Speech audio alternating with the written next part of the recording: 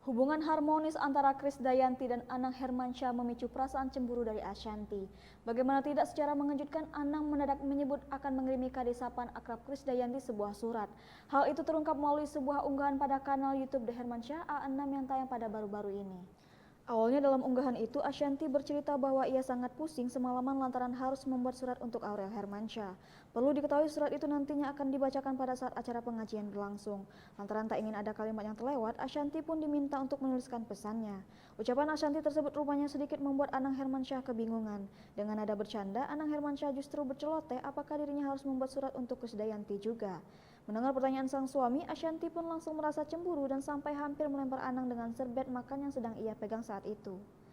Setelah itu Ashanty menjelaskan bahwa semua anggota memang harus membuat surat untuk Aurel dan Aurel lah yang harus menulis surat balasan untuk semua anggota keluarganya.